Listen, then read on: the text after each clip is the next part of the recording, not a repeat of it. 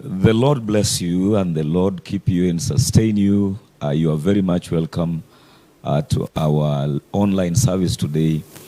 And we are looking at how do you deal with offense. I call it outgrowing offense. How do you outgrow offense? Because the offense that you don't outgrow will literally squeeze you and make you small.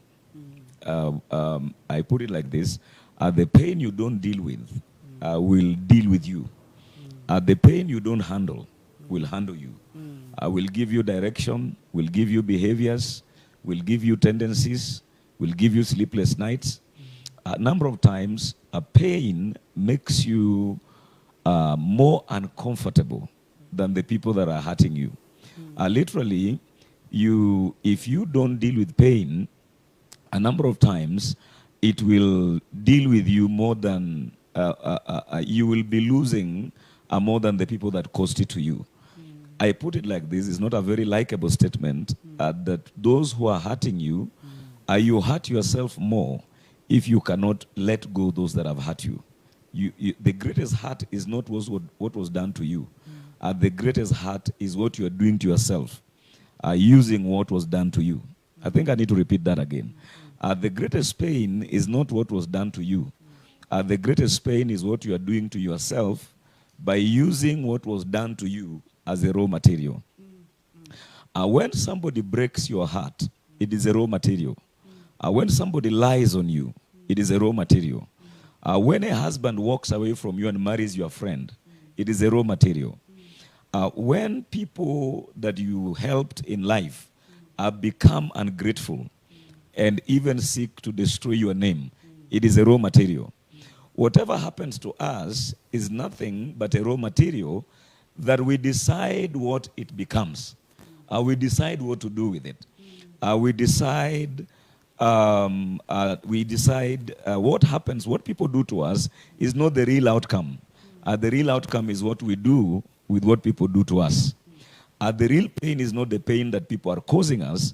The real pain is the pain we cause ourselves by what we do with what people do to us. It is very, very important. It is very, very imperative that you deal with offense. It is very, very imperative that you deal with pain. It is very, very important that you don't pretend as far as pain is involved. When you have a breakup in a relationship, be sure that you have healed so that you don't jump into another relationship as a way of reacting against what happened to you in the first relationship. When you divorce, be sure that you have divorced, because there were many people that were divorced, but they are still emotionally married to the people they divorced. And therefore, Pastor, there are even many men of God, there are many ministers of God. When you hear them preach things like, it doesn't matter who has left my ministry, let them go. They are not the only people. That statement is saying a lot of things about you. That statement, when you really heal, it can be picked. A healed man heals other people. A hurt man hurts people without knowing. A bleeding man will bleed on people that never cut him. A bleeding man is messy. A bleeding man destroys things. A bleeding man cannot survive in a relationship. A bleeding woman somehow will bleed on an innocent man for being reminded by a certain act of things she didn't heal from. Please, I want you to tag somebody, because this lunch hour we are going into the operation table. We want to find out if our hearts are well. There are many people that are not well. There are many pastors that even though they are preaching, they are changing a suit to try to cover up what really happened. But they are not well. There are many married people that are posting things on Facebook, but they are not well. There are many ministers, music ministers, worship ministers that are not well. They are bleeding while they are singing. And they are bleeding on people that never cut them. Because they can't handle the real thing that happened. The thing is this: everything that happens to you is nothing but an ingredient, is nothing but a raw material, and you need to seek to heal. There is how to heal. There is how to overcome. There is how to outgrow an offense.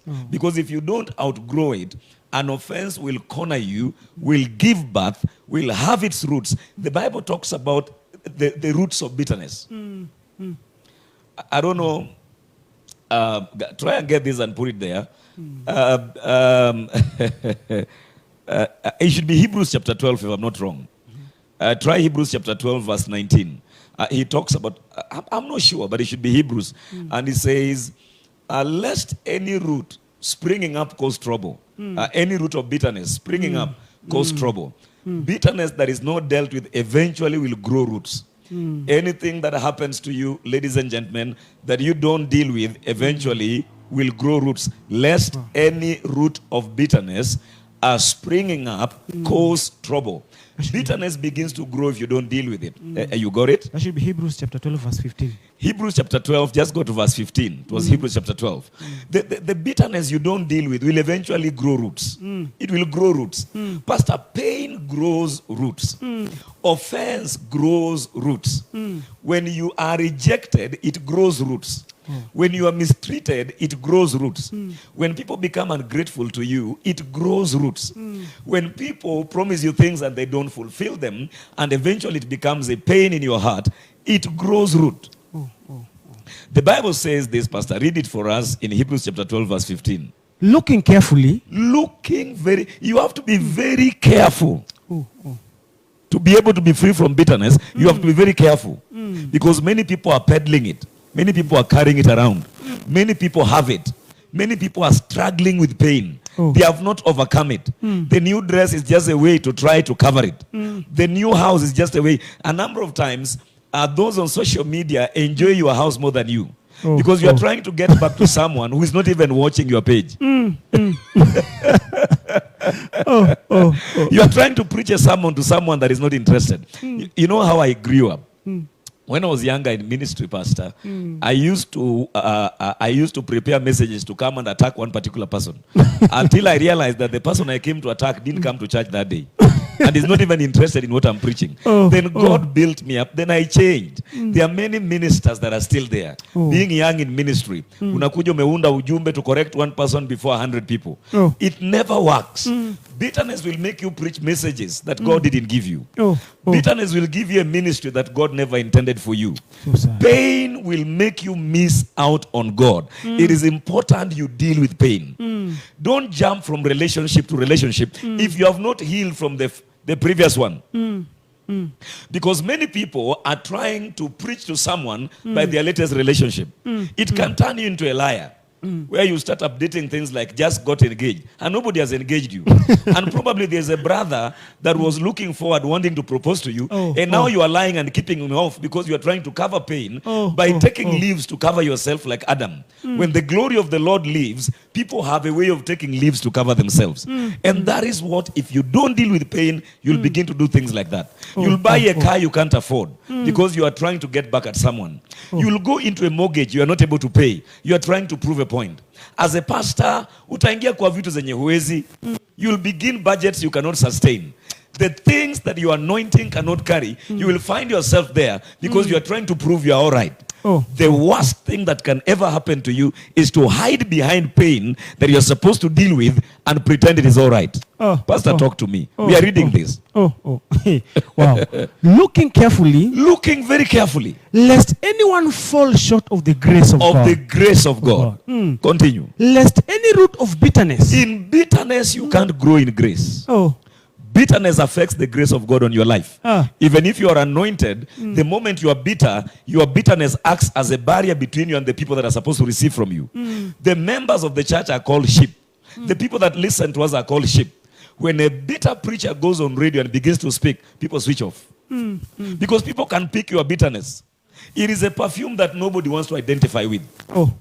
A bitter woman cannot sustain a relationship. Many of them cannot be well in marriage. She's bitter. Listen to this. Bitterness affects grace.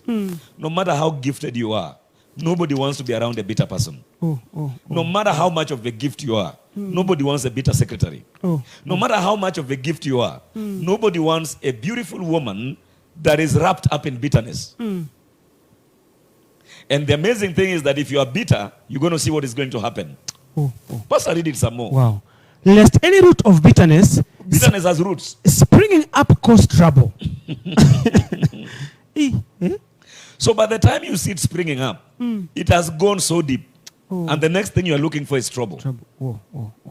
Lest any root of bitterness springing up cause trouble. Continue. And by this, many become defiled. When you are bitter, bitterness is an anointing. Oh. A bitter pastor produces a very bitter church. You need to listen to leaders and members from a church being pastored by a man of God that was hurt, that was never healed. You may think they are prayer warriors. Well, actually, they are actually bitter people. They're a group of bitter people. They attack people on Facebook. There's nothing good they ever appreciate. There's nothing good they ever see. They can never see any good in any post because they are bitter. When you are bitter, you begin to distribute it. And by it, many become defiled. Bitterness defiles children. Bitterness defiles even babies that are not yet born. Bitterness defiles marriages. Bitterness defiles businesses. There's a way somebody sells tea leaves to you. You say, I'm not going back to that shop again. He didn't insult you. But the attitude, you didn't only buy the tea leaves, you also picked the attitude.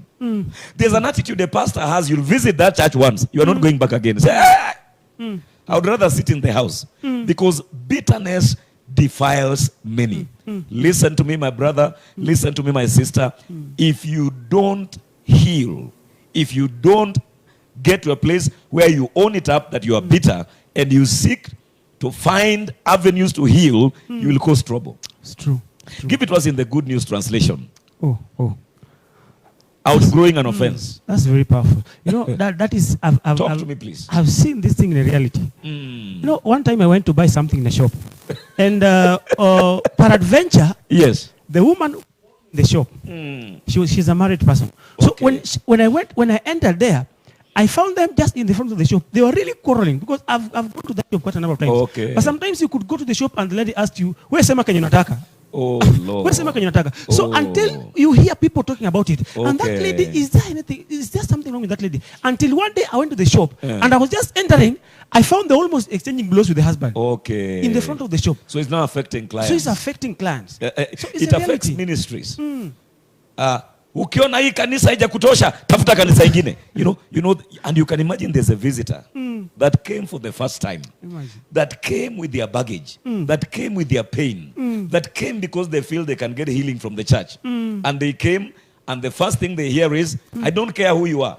I don't care where you are coming from. I don't care how educated you are. You don't scare me. Now, the man who is supposed to be a blessing to you is already thinking that you are scaring him. He says, okay, so that I don't scare him further, I think let's not go on Sunday. Because it's like we are scaring this man. Because you can literally pass on bitterness. We can pick bitterness in your message. We can pick bitterness on your Facebook post. We can pick bitterness even over coffee. We can pick your bitterness in a group meeting. It will destroy your job. You can imagine you are a client and their personal issues are now flowing out to clients. I believe you never went back to that shop again. You don't talk to people like that. And I've had many people left that shop. And many people left that shop. And there are many gifted men of God today that have empty pews. Not because they are not anointed. They are anointed, but we can't pick the anointing from the bitterness. Dangerous. This will help you. This may not be a receive I tap, but this will change your life. Pastor, I have been bitter. So I've experienced bitterness, and I know how it affects you. Bitterness can affect your innocent children. Bitterness can give your spouse long nights over things she's very innocent about. Ladies and gentlemen, you have to outgrow an offense. That's why we are here today. Look at this in the Good News translation. Wow. God against turning back from the grace of God. God against turning back from the grace of God. Let no one become like a bitter plant. Let no one become like a bitter plant. That grows up and causes many troubles with its poison. That grows up. When bitterness grows to a certain dimension, if you don't uproot it, it will cause trouble. Message translation. It will cause trouble. Bitterness has a way of turning you away from the grace because it divides your attention. You can't concentrate on what is right. You don't know the difference between what is right and what is good. Literally, it is a distraction that will suck your energy. There's nothing you post just to bless people. It is always you fighting your battles indirectly. And those who are wise on Facebook, they know this one. Haka kanaumia, enyewe kanaumia, Mungu msaidie. You can imagine the people, you know, there's nothing as bad as trying to think you are impressing people who know you are airing out your issues. Look at it, Pastor. Wow. You know, one time, Dad, just before I read this, one time they said, don't try to advise your spouse on Facebook. Or to correct them on Facebook. Those who have been in marriage for long, they know. I told you of a house I went to, and when I go to that house, the man was calling, honey, Han, baby. So the wife came down and said, are you calling someone? He said, Apostle Lolo is here, baby. The wife betrayed him. He has never called the wife those names. The situation in the house, he couldn't call the wife those names. So the wife was wondering, who is this being called? So the wife came down, are you calling somebody? He said, honey, you know, already, Pastor, I knew. Because this guy is trying to act before me. You know, he's trying to act that all is well. But the wife has already betrayed him, all is not well. You know, there's something about marriage. When your wife is offended, she's offended. So if you are a wise man, don't try. I try to advise ministers of God. Don't go to the pulpit when you have issues with your wife. She'll betray you wherever she's sitting. Because when you preach, people don't look at you. They look at your wife. Or somebody say, praise the Lord. There are things you post, and people, before they comment, they go and look at your wife's page. They check everything, and then you posted, if you want to know the value of a husband, go and ask a widow. And your wife has just posted. Sometimes it is better to be single than to call some things marriages. So people can put the two together and say, this is not a post anymore. There is a war here. There's a battle here. So, ladies and gentlemen, you have to deal with an offense before it betrays you. Look at it, Pastor, in the Message translation. Wow. Make sure no one gets left out of God's generosity. Let nobody be left out of God. One thing about bitterness is that it will affect your relationship with God.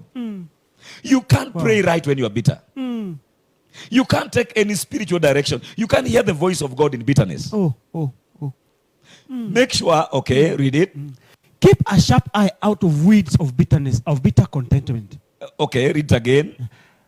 Keep a sharp eye out for weeds of bitter discontent. The bitter discontent has weeds. You need a sharp eye. It takes a man being sharp. You know, you cannot deceive sharp people.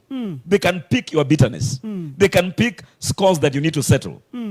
Keep a sharp eye out for weeds of bitter discontent. Continue. A thistle or two gone to a seed can ruin a whole garden in no time. In no time, a whole garden will be spoiled. In no time, a whole marriage will collapse. In no time, a whole ministry comes down. In no time, a whole organization comes down because of bitterness. Ladies and gentlemen, how do we outgrow an offense when people have offended you?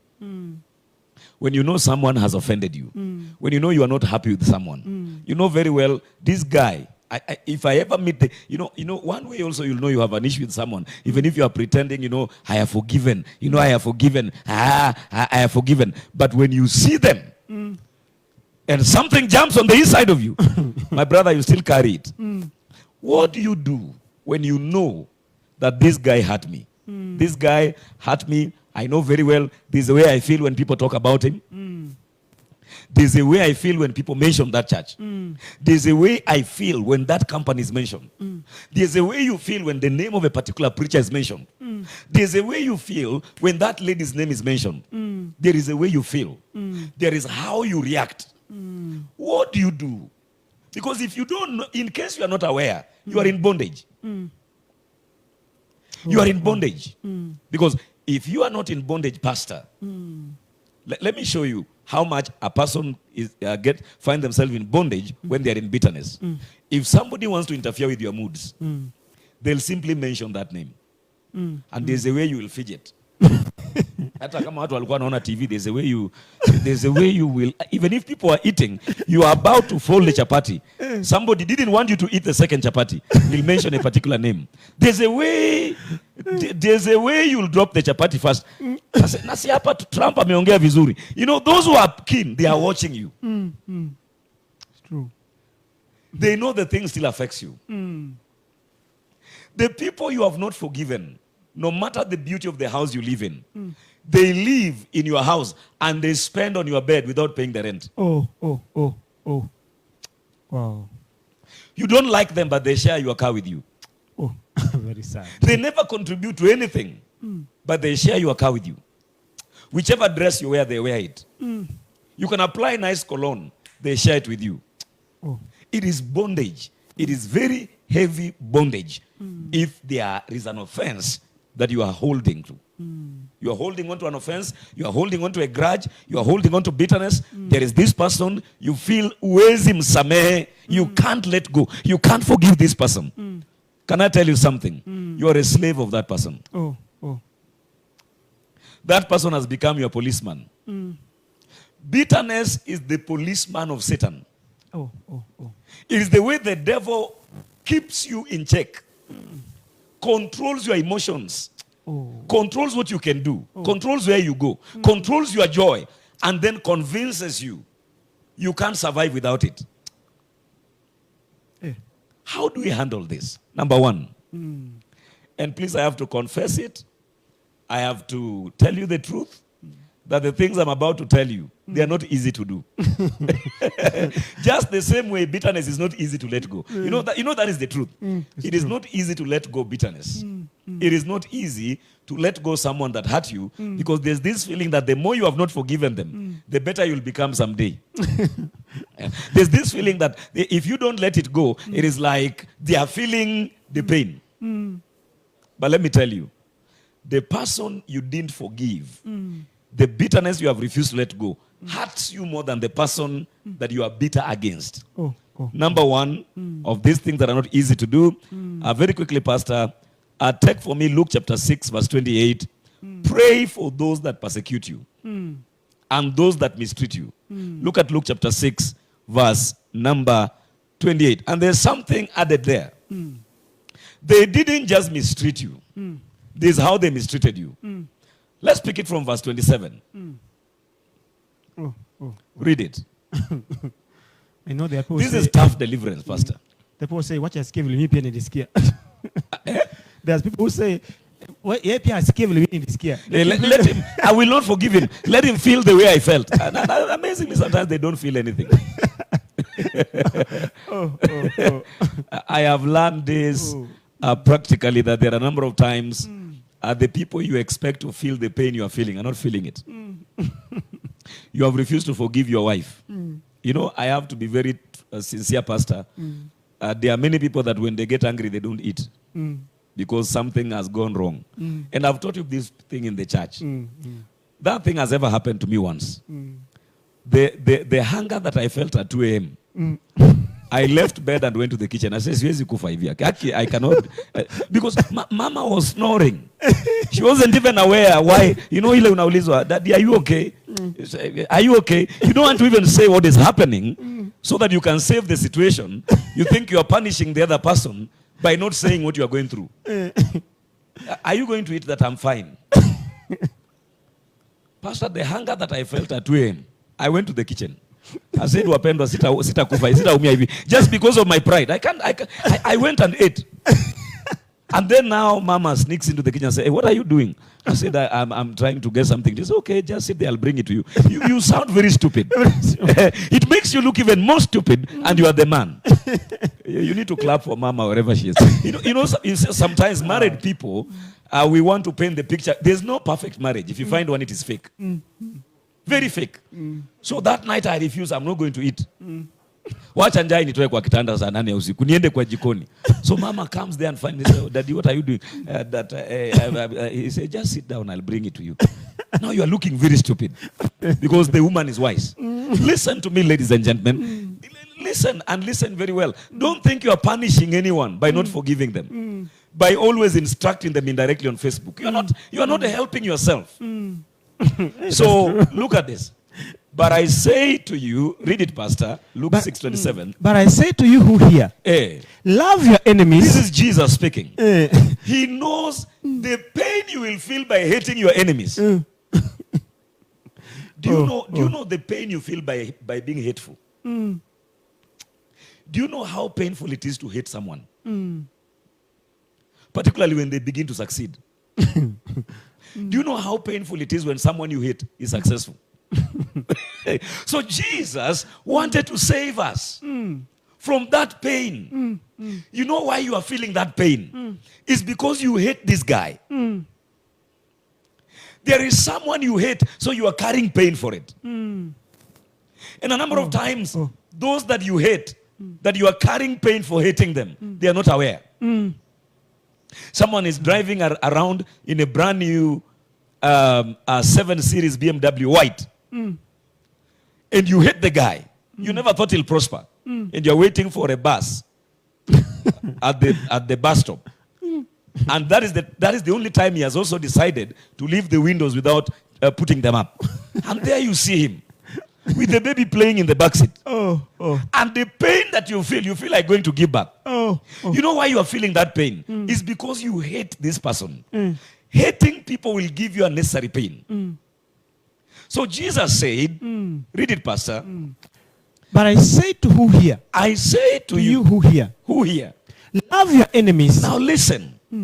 Love your enemies. Not hate your enemies. Hating your enemies is painful. Allowing any man become your enemy is a very painful exercise. You need wisdom on how to tell men. I can see. I don't know if you have ever seen somebody who is looking for you. He's looking for you. He desires to be your enemy. You must learn how to turn down those applications. You won't succeed. Love your enemies. Read it, Pastor. Do good to those who hate you. Now, do good to those who hate you. Because doing bad things to your haters will really pain you. You heard your hater wanted to buy a particular land somewhere you overheard. And you went to talk to the owner of the land.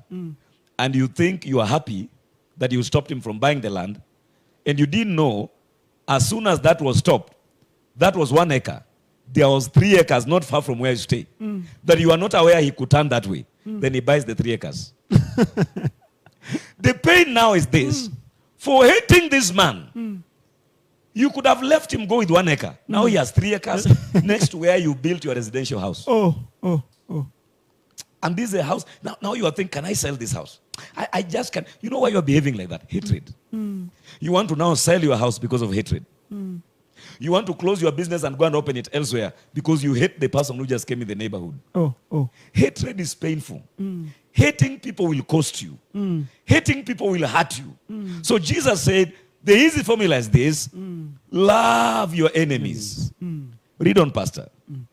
Bless those who curse you. Bless those that curse you. And pray for those who spitefully.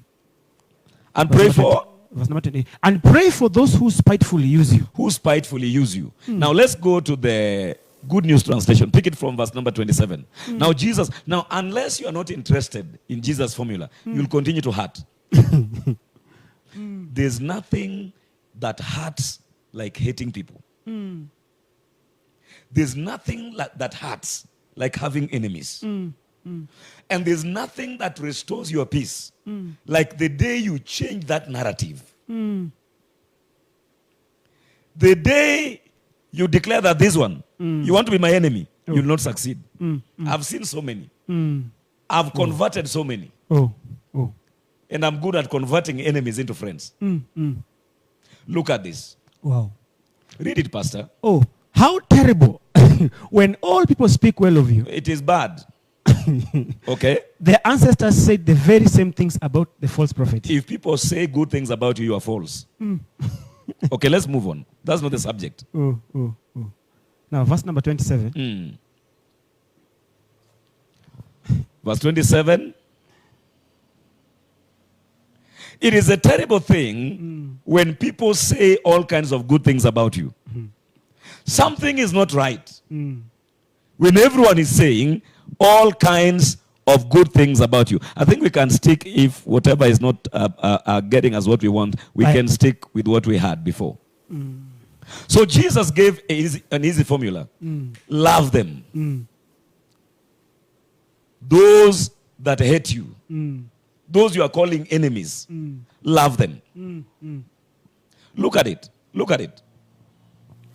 But I tell you who hear me, love your enemies. Love your enemies. Do good to those who hate you. Do good to those who hate you. 28.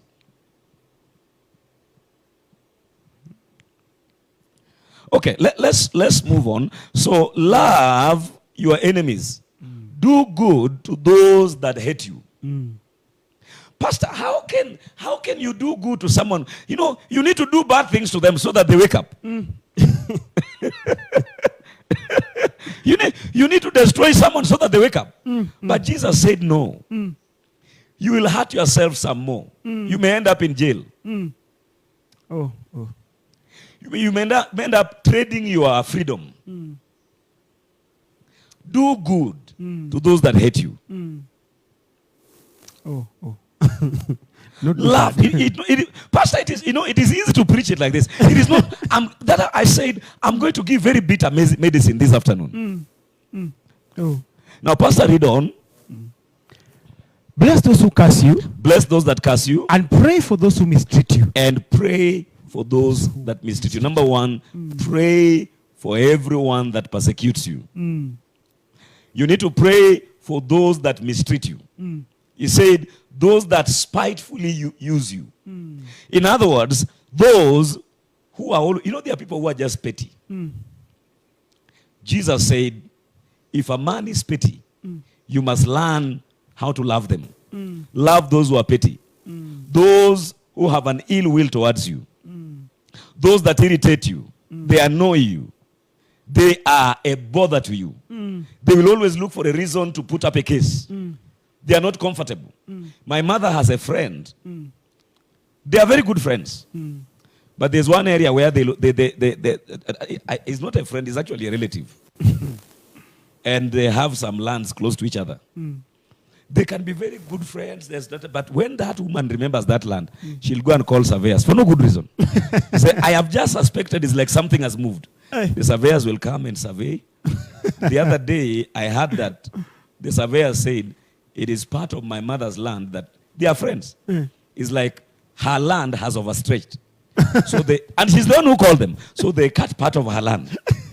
And again after that, she was just happy. Say, at least the surveyors have come. I have no problem. It is good. It is good. It is good. That they are friends, but when it reaches that issue of the land, she doesn't trust my mother. They are those who will bother you for life. You will never deal with them by killing them. You will never deal with them by hating them. If you hate them, you become small like they are. You have to love them.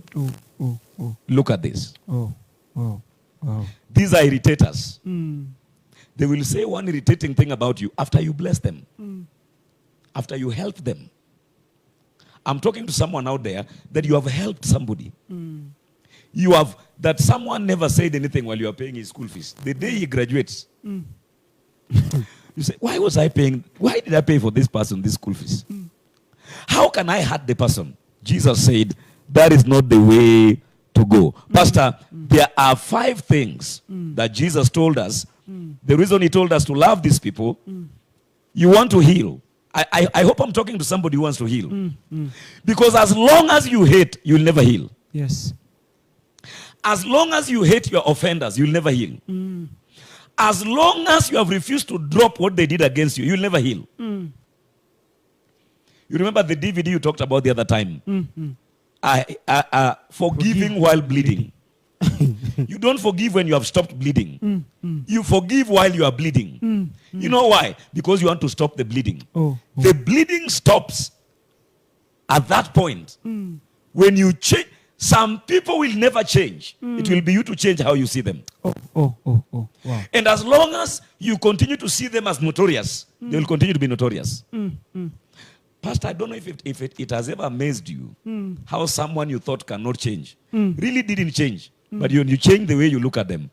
The peace that flooded your heart. True. There are some notorious people, you simply need to accept them.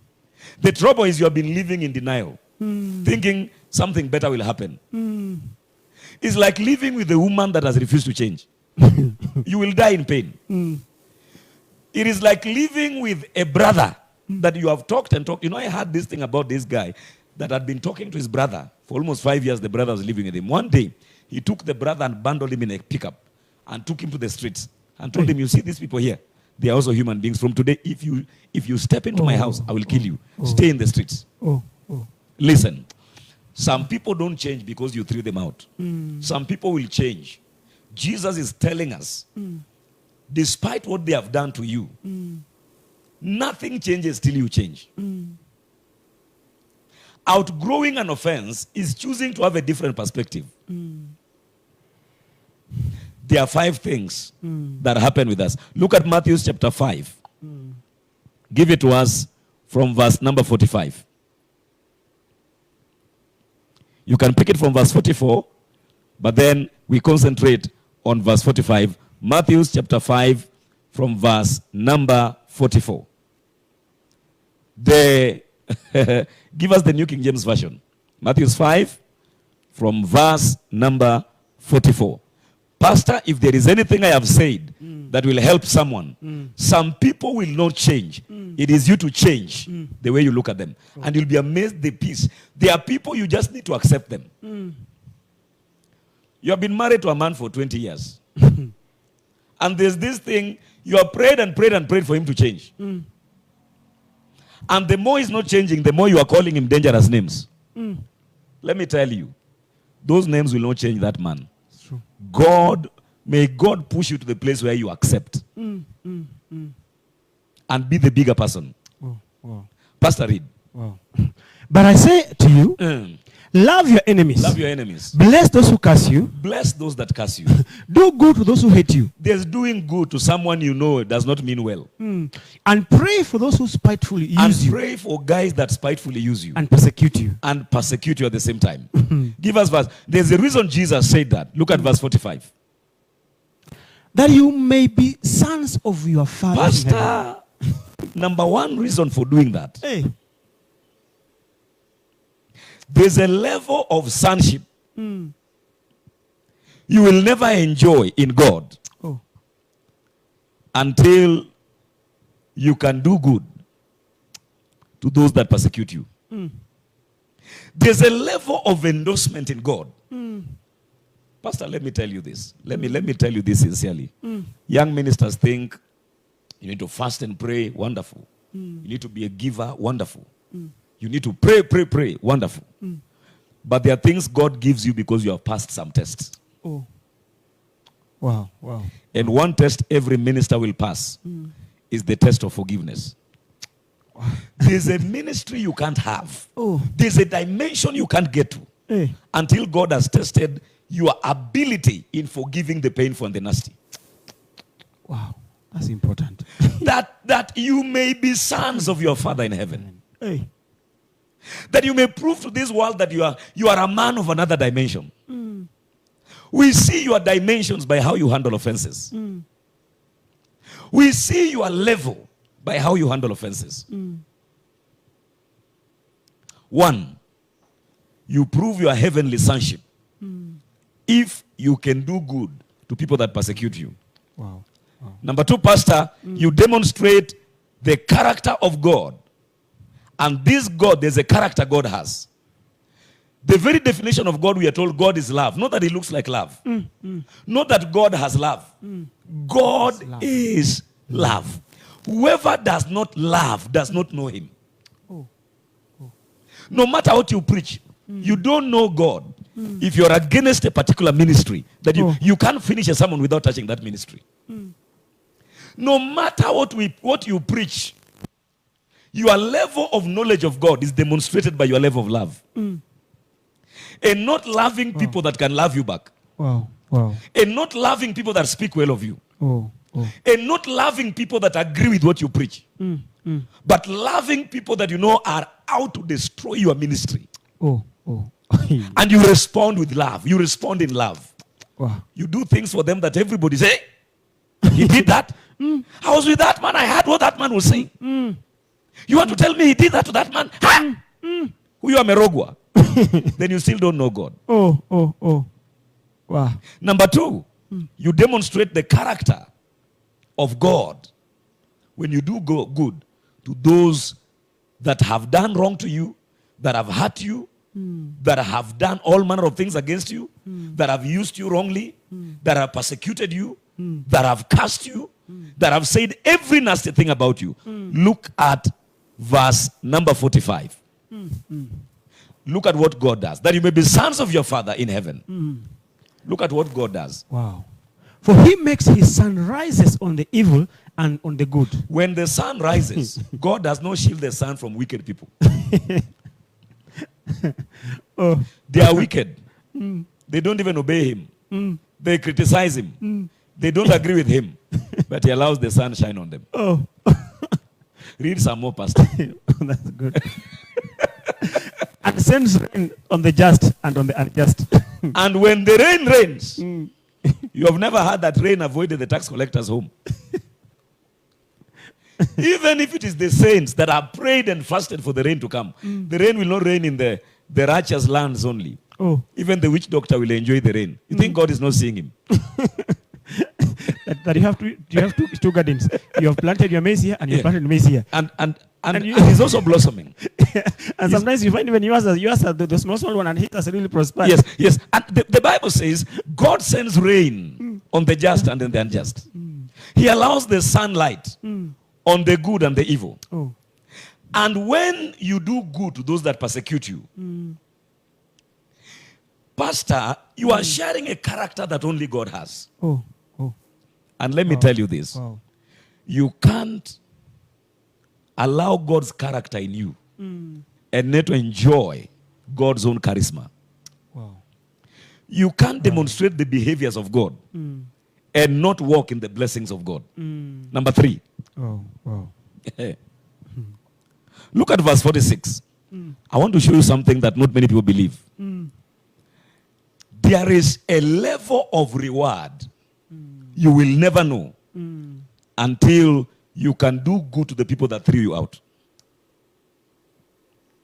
Until you can go back to the man who lived with you and threw you out in the rain and threw your things out and sent you away. Till you can go back and build him a house. There is something called a reward you will never know. You will be rewarded for loving people that can love you back. There's a reward you'll get. Actually, there's no reward in loving people that will love you back. There's no lifting in blessing ministries only ministries that speak well of you. There's no lifting in going to your village and only blessing the friends of your mother. And the enemies of your mother has instructed you. All your mother's enemies are now your enemies. In all that giving, there's no reward. Pastor, read it. For if you love those who love you, what reward have you? In other words, he's asking, by loving those who love you, you got nothing. Sometimes it goes like this. By only giving into, as pastors, a number of times, there was one week we had a revival in this church. And I said that week we were not going to receive an offering into King's Gathering Church. I remember. I asked those who attended the revival to send their money to 10 ministries that God will bring to their hearts. I told them we are not picking an offering for King's Gathering Church and the service is at King's Gathering Church. What do you think I was doing? Wow. There are some of us that have taught our members it is almost a criminal offense to bless another man of God. Of course, you pay your tithe in the assembly you belong to. But I've taught our people, when you meet a man of God, a man of God is on TV, a man of God is on radio. He has blessed you. He has blessed you beyond your wildest imagination. You have eaten. Bless him. But we have taught it like it is almost a criminal offense to help another ministry. How many ministries have I flawed? How many ministries have I built that are not King's Gathering Church? A young minister came to me to lend him some old equipment. He was going to start a church. The church is not King's Gathering Church. I called one of our technicians. Get me a budget that can help this guy begin. And I bought him new equipment. He was not going to start King's Gathering. He's not my spiritual son. I'm not the one who raised him. I didn't send him back to his pastor. There is a reward that comes when you bless, when you do right to a man that has done wrong to you. This explains why some men cannot come down. Because God has taught them the secret. When you bless a man that wants to kill you, there is a portion God wanted to give him, that God gives to you, in case you didn't know. Oh, that's powerful. Wow. God shares his life with you. Oh. It is very dangerous to eat from the hands of a man you've been trying to kill. When a preacher you have preached negativity about for many years drives a brand new car and gives it to you, and you start driving it, know that half of your ministry is gone with him. Wow. There are people that know how to deal with people. Be a big man. Be the bigger man. There is a reward. There is a level you will not get to because you are praying. There's a level you are not going to access because you are fasting. Wow. There's a level you will access when you begin to bless those that persecute you. You look around anytime you hear there is a man of God speaking ill of you, M-Pesa. You even go there and find out, what are they doing now? How can I be a blessing? Because you know, look at that. Look at that. Read it. Wow. For if you love those who love you, you love those who love you. What reward have you? What reward have you? Do not even the tax collectors do the same You are thing? just another tax collector. Wewe ni mtu wa ushuru. You are a stomach pastor. You are a stomach preacher. You are a stomach singer. There are places you can't sing. Why? Because you don't like them. You heard they gossiped you. You are not born again. Get saved. Listen. There's a reward that comes in blessing people that meant evil for your life. There are levels of reward you will never touch until you can do good to those that do evil to you. Proverbs 25, verse 21 to verse number 22. You thought I'm just talking? There's a reward. Pastor, God can preserve you for blessing an enemy. There's a protection that comes on you when you bless those who are out to finish you.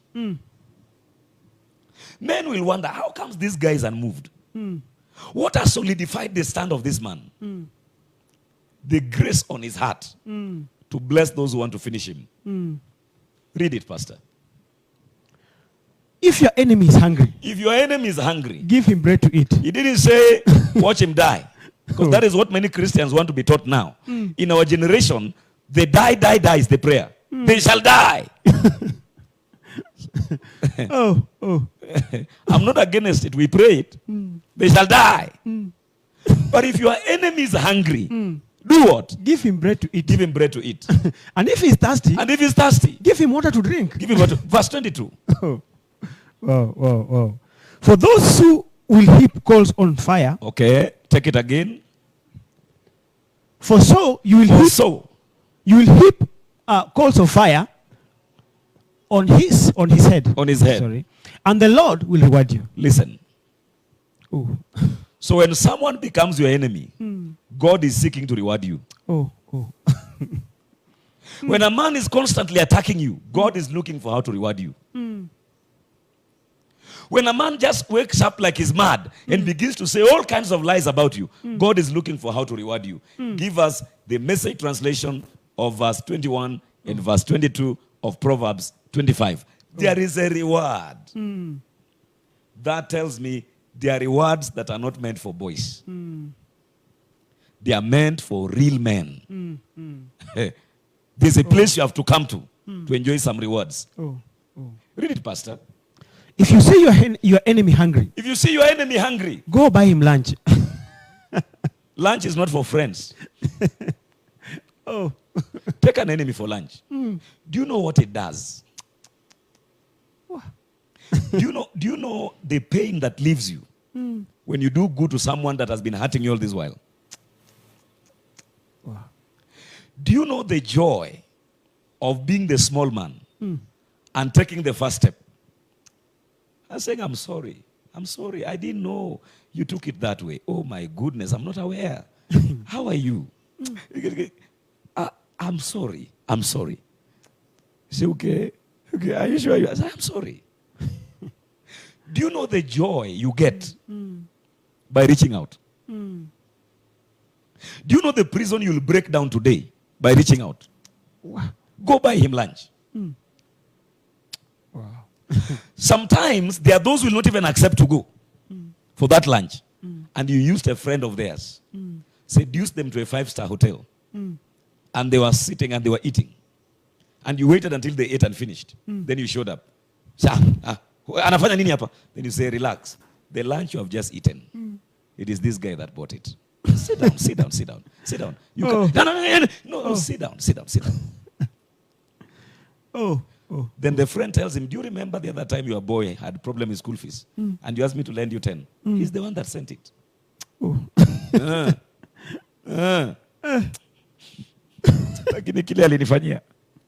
you know the joy of blessing a man you should have been fighting? Go buy him lunch. Read it. If he's thirsty, bring him a drink. Continue. Your generosity will surprise him with goodness. Will surprise him with goodness. And God will look after you. You want God to keep his eye on you. Go look for some enemies. Go look for some people you said you will never, ever dine with. Number 4, you separate yourself from tax collectors. That is what Jesus said. You are not better than a tax collector if you only bless those that bless you. And number 5, let's go back to Matthew chapter 5, verse number 48. As we close, my brother, my sister, I want you to understand that when you bless people that have done evil to you, is a way of getting the hand of God over your life. You want the grace of God on your life to dry up and wither. Attack people because they attacked you. Behave wickedly because a man behaved wickedly to you. Look at what Jesus said. Read it. Therefore, you shall be perfect. You shall be perfect. Just as your Father in heaven is listen, perfect. You are not perfect because you have not committed adultery. Yet you are bitter. There are people you can't forgive. You are not perfect. Perfection, which actually is something only God can put on you. And you hear that when you bless your enemy, God rewards you. You become just like God. And listen, I've seen people pray and almost die. They want to raise the dead when they can't forgive the living. You think some of these graces, God just puts them on men? You think God will trust you with 1 billion as a believer? With this heart that you have? With this hatred that is in your heart? There are believers that if they can have 1 million, they become atomic bombs. God knows how dangerous they can be with money. So God chooses to preserve them by keeping them broke. How is your heart? Can you get this? And God gave Solomon largeness of heart, like the sand by the seashore. Get that and put it there so that we be able to close. Pastor, you become just like your father. Why? Because you can do good to those that do evil to you, to those that do wickedly to you, and to those that try to hurt you. And let me tell you the peace in it. Let me tell you the peace in it. Pastor, after you went and found someone that has been wanting to destroy you, hungry, about to die, and you took a bundle of unga there, you took school fees there, the children are going to go to school, the person prayed for you, you are more protected than a man that has an AK-47. And you'll realize that as you are going to do good to someone that hurt you, you are not going because you are feeling like doing it. It is hard. You feel it is a waste. Because you may even do it, they take it and still talk evil. But once you do it, there's a way your heart will begin to change towards them. By blessing them, there's a way your heart will begin to change towards them. Look at this, Pastor. Read it. And God gave Solomon wisdom and exceedingly great understanding. God gave Solomon wisdom and exceedingly great understanding. And largeness of heart. And largeness of heart. Like the sand on the seashore. The wisdom of Solomon The understanding that that guy had was based on the heart that he had. Oh. He had a large heart. He lived a large life. You can't live a large life with a small heart. Wow. You can't even forgive your cat that the cat stole milk. The whole night you are quarreling because the cat stole milk.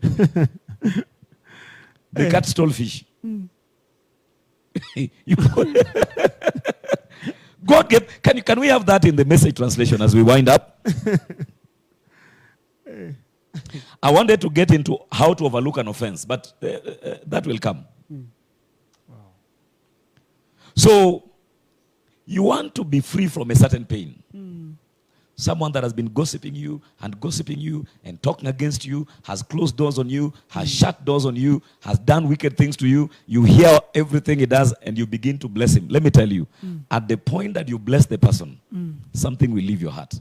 It's a secret. Look at this.